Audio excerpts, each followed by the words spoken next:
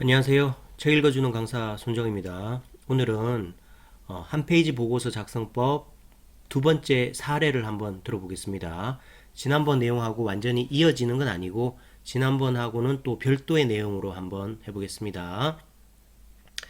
자, 저는 이렇고요. 보고서 작성 강의나 강의 문의는 메일로 주시면 됩니다. 자, 오늘 사례는 한장 보고서의 정석 박신영 세종서적에서 사례를 가져와서 제가 재구성해서 강의로 한번 만들어 보겠습니다. 자, 제가 제 유튜브에서 보고서 작성법에 대해서 여러 차례 영상을 올려드렸는데요. 그 내용을 간단하게 요약해 보겠습니다. 보고서를 작성할 때는 제일 처음에 제일 중요한 게 개요를 짜고 문서를 표현한다. 이게 이제 2단계로 이루어지는 거잖아요. 보고서를 쓸 때는 한글이나 PPT를 켜놓고 바로 쓰는 게 아니라 내가 써야 될 보고서의 초안을 먼저 짭니다. 개요를 먼저 짜고 그 다음에 PPT나 한글을 켜고 문서를 표현하죠. 개요를 짠다는 건 내가 써야 될 보고서의 주제를 아는 걸고 목차를 잡은 다음에 목차별 핵심 메시지를 미리 도출을 하는 거예요.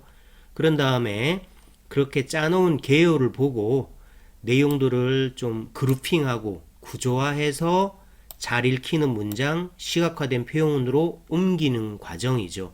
그래서 보고서 작성은 크게 2단계다.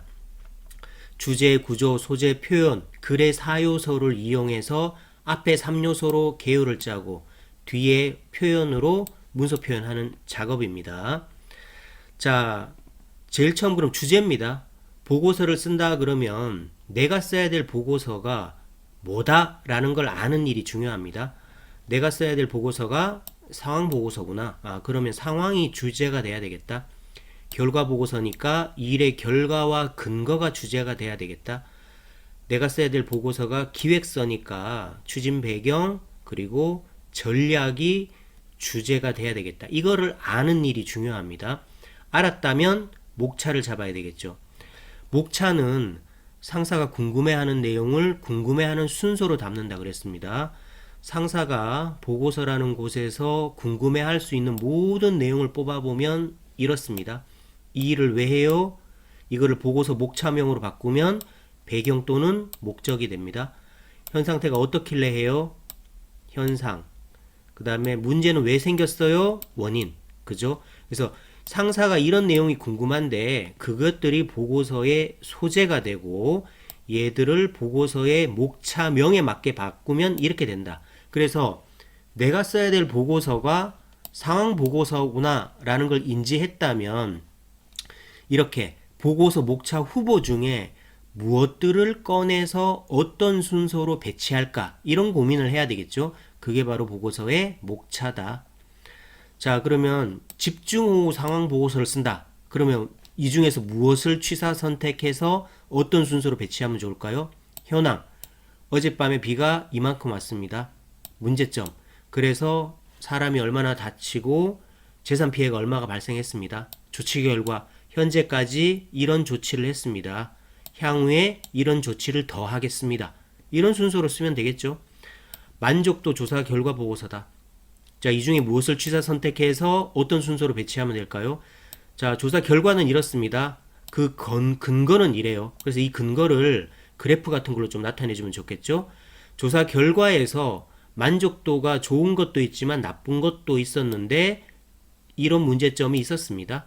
이런 문제점은 이런 식으로 앞으로 보완해 나가도록 하겠습니다. 라고 만족도 조사 결과 보고서를 쓰면 되겠죠. 자, 상반기 신입 직원 교육 계획서를 쓴다면 어쩔까요? 내가 써야 될 게 계획서구나. 그러면 일정이 중심이 돼야 될 텐데 이 중에 무엇을 취사 선택해서 배치하면 될까요? 자, 이런 추진 배경, 이런 목적으로 해요. 개요, 일시, 장소, 대상은 이렇습니다. 추진 계획, 첫날은 뭐하고 둘째 날은 뭐 하겠습니다. 돈은 얼마가 듭니다. 이 정도로 배치를 하면 좋겠죠. 자, 그래서 보고서를 쓴다는 작업은 이렇습니다. 우리가 업무 수행의 결과 또는 아이디어 도출의 결과로서 보고서를 쓰는데 우리 머릿속에는 이런 식으로 서술형으로 아이디어가 도출되어 있겠죠. 그래서 보고서를 쓴다 그러면 이렇게 내가 써야 될 보고서 목차에 맞게 이렇게 서술식으로 구성되어 있는 내 머릿속 내용을 구조화할 필요가 있습니다. 그래서 이런 것들은 상위 항목, 이런 식으로 하위 항목, 이런 식으로 내용을 구조화를 해서 개조식 글쓰기를 하면 되겠죠. 보고서 목차, 그 다음에 상위 항목, 하위 항목. 그러니까 이것들을 말머리 끼워 따서 옮겨 놓으면 이렇게 되는 겁니다. 그래서 보고서를 쓴다는 건 내 머릿속에 있는 생각을 구조화해서 개요를 짭니다. 개요를 짜놓고 이렇게 개조식으로 옮기면 보고서가 된다. 자, 그럼 실습 한번 해보겠습니다. 자, 이게 이제 아까 앞에서 말한 참고 문헌에서 가져온 사례입니다. 자, 이걸 보시고 한번 실습을 한번 해보시길 바랍니다. 자, 프로젝트 중간 보고입니다. 우리가 어떤 프로젝트를 진행하고 있습니다. 진행을 하고 있으니까 진행 결과가 이미 상황은 벌어져 있는 거죠. 내 머릿속에 이런 내용들이 있다 이거예요. 그래서 이런 내용들이 쭉 우리 머릿속에 있다 이거예요. 그죠? 한번 읽어볼까요? 우리 회사 한라전자는 반도체를 생산합니다. 이번에 애플 컴퓨터 신제품을 위해 입찰을 준비하고 있습니다. 근데 경쟁사는 이런 사람들이고요. 입찰 마감일은 이렇습니다. 현재까지 입찰 진행되는 상황으로 볼 때 경쟁사들은 이런 경쟁력을 갖고 있고 우리는 현재 이 정도 가격으로 입찰을 준비하고 있는데 현재까지 진행 상황으로 볼 때 입찰가를 좀 더 낮추어야 할 필요성이 있어서 프로젝트 중간 보고를 드립니다. 라는 이런 게 우리 머릿속에 생각이 이렇게 있습니다. 그럼 이거를 한 페이지 중간 보고 상황 보고서로 하려면 어떻게 해야 될까요?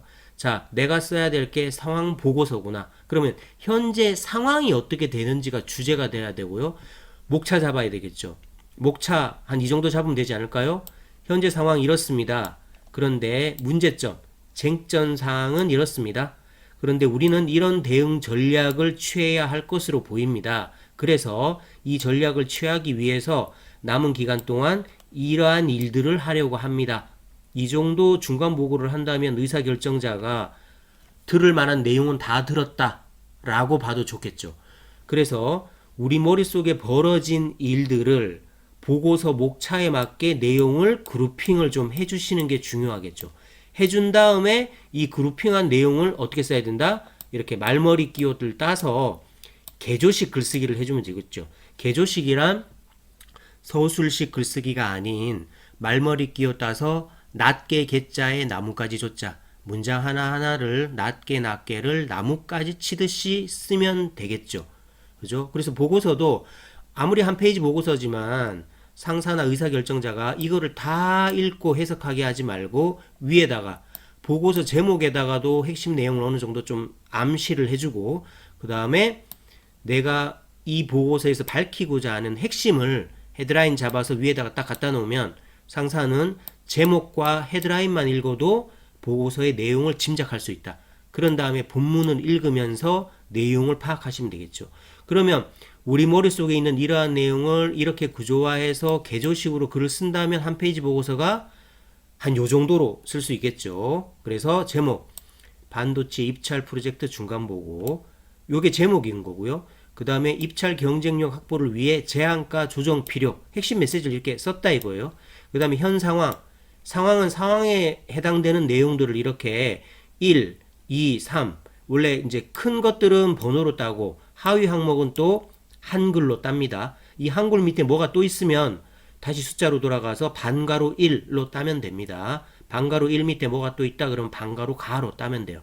그죠? 이런 식으로 개조식으로 좀 써준다. 그 다음에 개조식으로 텍스트로만 글을 써주면 내용이 좀 지루하거나 시각적으로 빨리 내용이 받아들여지지 않을 수 있기 때문에 이렇게 시각화할 수 있는 내용은 쟁점 사항 같은 경우에 이런 문제점이 있는데 이렇게 하려고 합니다 같은 경우에는 화살표를 써주면 훨씬 더 내용이 잘 받아들여지잖아요.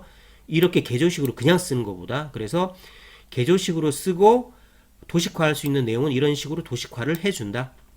그 다음에 우리의 전략도 A안이 있고 B안이 있는데 그거에 따라서 내용을 써주고 싶다. 그러면 이런 식으로 개조식으로 글을 써주기보다 도식화해서 글을 써주면 훨씬 좋겠죠. 그 다음에 향후 계획은 비슷한 내용이 네 가지가 대등하게 연결되기 때문에 그냥 이렇게 번호로 따서 글을 써줄 수도 있겠죠. 그래서 보고서를 쓴다는 건 앞에 가서 한번 복습을 하면 이렇습니다. 개요를 짜고 문서 표현한다. 개요를 짠다는 건 주제, 구조, 소재를 알아서 스토리보드, 개요표를 어느 정도 짜두는 거예요. 그런 다음에 내용을 분류해서 잘 읽히는 문장으로 표현하되 도식화를 중간중간 해주면 더 잘 읽힌다. 그래서 이러한 내용 경우에 이런 식으로 그룹핑을 해서 이런 식으로 개조식으로 글을 쓴다. 이러한 내용이 있다면 목차를 잡고 목차별 내용을 그룹핑을 해줍니다. 해준 다음에 목차를 잡고 이렇게 개조식으로 쓰든가 도식화하든가 개조식으로 글을 쓴다. 이쯤 쓰면 한 페이지 보고서 쓸 수 있겠죠. 자, 요런 흐름으로 한 페이지 보고서 쓰시면 좋을 것 같습니다. 참고 문헌 제가 안내해 드렸는데요. 참고 문헌도 한번 제가 소개해 드린 내용 말고도 더 많이 있으니까요. 참고하시면 좋을 것 같습니다. 자, 오늘 책 읽어주는 강사는 여기서 마치겠습니다. 고맙습니다.